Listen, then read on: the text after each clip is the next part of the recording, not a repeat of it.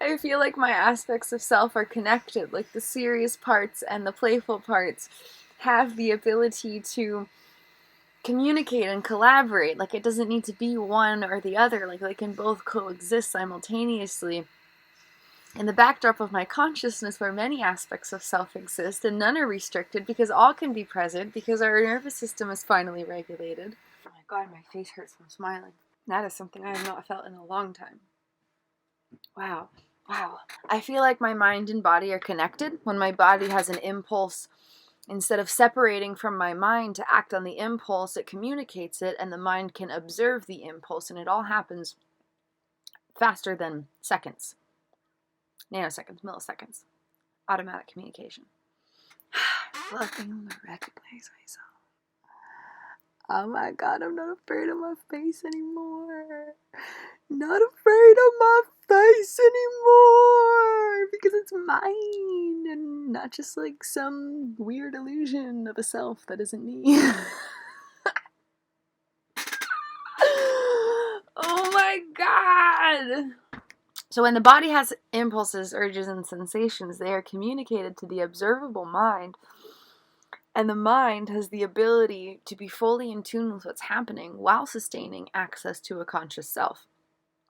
Before, the body would have an urge, impulse, or sensation, the mind would glitch out, and the sensation of the mind would become the urge, impulse, or sensation of the body completely. And so the traditional experience of mind disappeared, and the aspect of a sensation from the body came up and took the place where the mind would typically exist and be consciously engageable. And that was the experience of mind that was happening during a lot of dissociation. A singular sensation from the body without all the mental cognition. In my mind now, I know all the things. I know who I am, I know where I am, I know the backdrop information that led up to this moment, but I don't have to revisit it to know that it's there. Before, there wasn't a knowing that it was there. I would have to revisit it to know that it was there, and then when I revisited it, I was reliving it rather than observing it. But now I can observe it, but I don't even have to explore it because I know that it's there. So the body can communicate sensations to the mind in an observable manner. Also, the mind can communicate sensations to the body in an observable manner. For example, if I'm having a thought or a feeling or a sensation that would be in my mind from my conscious experience and then backdropping into the bodily experience, because they are connected, whether they're communicating effectively or not, they're still connected. Just the experience of the connection is what is altered, becomes altered in a mind-body disconnect. And so if I'm having an emotional sensation through my mind, then it connects with automatic sensations in my body. I can feel my facial muscles lighting up. I can feel something in my body where an emotional sensation is traveling through this thing that I live in, this miraculous little vehicle vessel thing. And so it's all connected. Before, there would be an emotion and it was disconnected from my experience of mind, and it was disconnected from my experience of body, so that it existed over here in its own realm of consciousness without the ability to be totally present with the sensations of the observable mind and have connectivity with that, and also was lacking connection with the body, so that what was happening in the body and what was occurring in the emotional sensations had connectivity. It was all occurring separately. There was this dissociation within my experience where aspects of consciousness operated in their own isolated formats, without connection with one another, without the ability to communicate or collaborate, without the ability to know what else was going on. Like, it was so severe yesterday that we were in the shower and we were trying to explain to ourselves what was happening. Okay, now I'm going to reach down and pick up this shampoo bottle, and then I'm going to stand up, and then I'm going to turn it upside down, and then I'm going to open it, and I'm going to squeeze some out, and it's going to go on our hand, and then we're going to try to put it in our hair and kind of ruffle it around a little bit. We can do, massage it, and we're trying to get it to all the points in our head, because our body and our mind and the sensations in between didn't know about each other. I'd reach for something and my body would start to feel this thick anxiety all throughout, especially in my gut. And the connectivity between the decision to do this thing and the body doing this thing was also shot because I kept forgetting what the next step was. Like, okay, I'm reaching for something. Now what? I'm lost again. I have to start over entirely. What was I doing? And this has been my life for years. I've never been able to articulate it. Bah! Bah! I repeat. Bah! That one woke up Poopy Bear. And even now, when I'm speaking, okay, there's a little bit of disconnect, but it's not normal. Not as bad as it normally is. There's a little bit of disconnect, probably because I'm feeling emotional sensations, to be quite frank. Because this is all, like, really wild, and I'm connecting so many different aspects of so many different things that I didn't even know existed yesterday!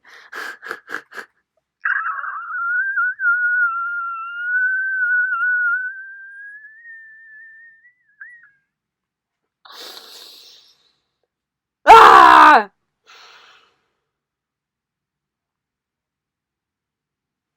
Anyway. See, okay, right now, there's a sensation of the mind, and then there's the sensation of visual eyesight, but my body is disconnected from that.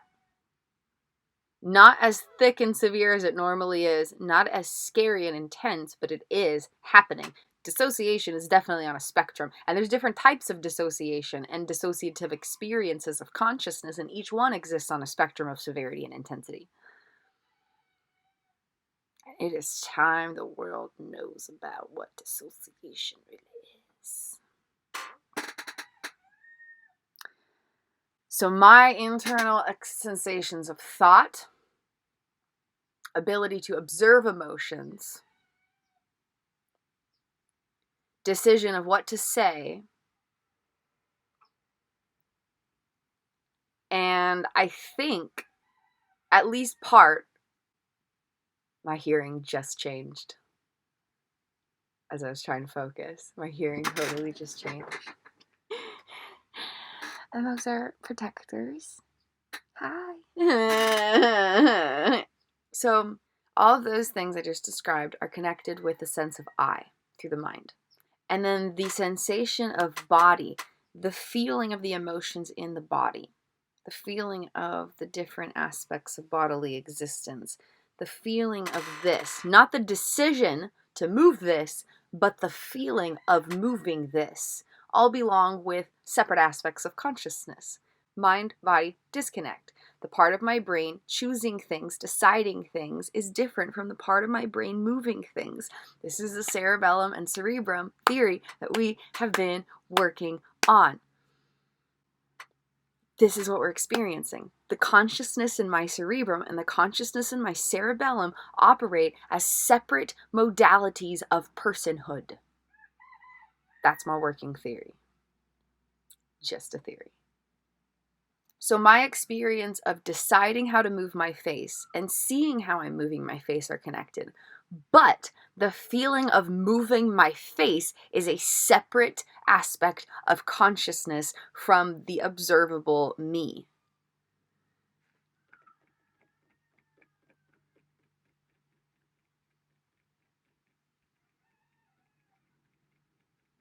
And then if it takes it a step further, then the mental cognition of observation and thought and conscious decisions, such as what to say, are the observable mind, me. And then the body is down here being the one that creates what I desire to say. And then there's this middle ground of consciousness where my eyesight exists. And my visual processing becomes separate from the observable eye and the mind and the unconscious sensations of the body. I feel like this is mind, or conscious awareness, subconscious, and unconscious, operating in 3 separate modalities of consciousness. That's new. I don't think we've connected those dots in that particular way before. Consciousness is its own thing.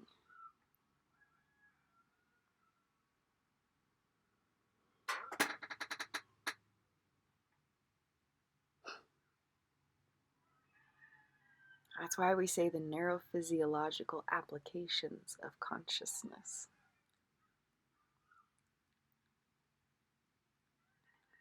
Because the brain and the body system are heavily involved in the experience of it, but consciousness itself is a separate entity entirely.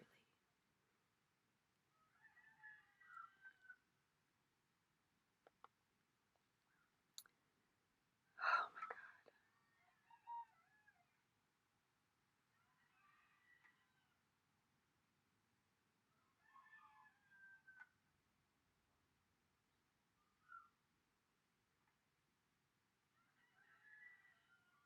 I can tell I'm dissociating.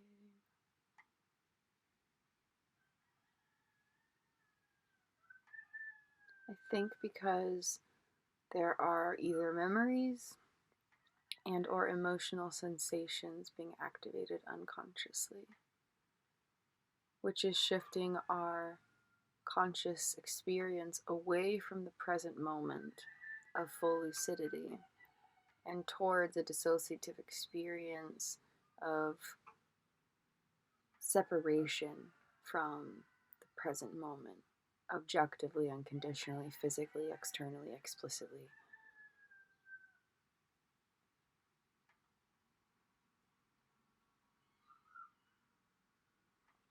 I feel things right here.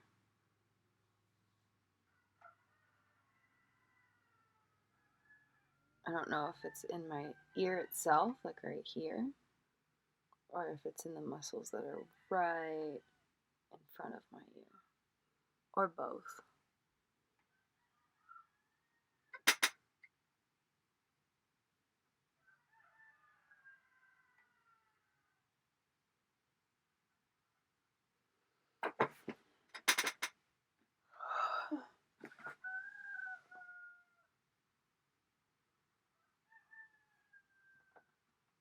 Our neurophysiology provides tools for the consciousness to flow through, but consciousness is its own separate entity that happens to have a symbiotic relationship with human neurophysiology.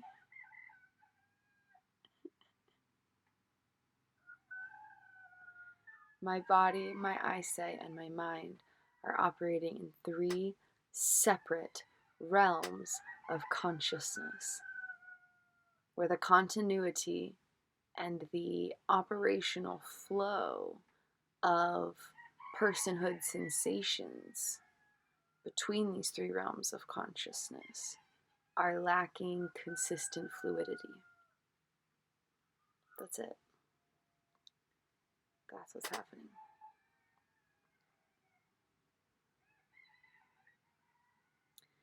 And it's not even necessarily that they belong to a specific inner person. I don't think consciousness is that quantifiable. But definitely, they're operating in separate realms of consciousness, because I've experienced it when there's more intensive separation in the aspects of consciousness, where like my front and my back and my right arm and my right arm and my left arm and my right leg and my left leg and my eyes and my face and my mind are all in separate aspects of consciousness. There's no continuity in the flow of communication between any of them. They all feel like they're just separate things that have no relationship with one another. And so it's confusing to get them all to work together towards one singular mission and agreement. So I've experienced a more severe disconnect between these applications of consciousness. And I've experienced increased continuity and fluidity within these applications of consciousness, where this and this and this all feel like they belong to the same conceptualization of me. And they're all flowing together, and there's no hiccups. And the communication of what I'm thinking about saying, and what I'm verbally saying, and what I hear myself saying, and what I see myself saying are all the same thing. But when there's discontinuity and disconnection between these things,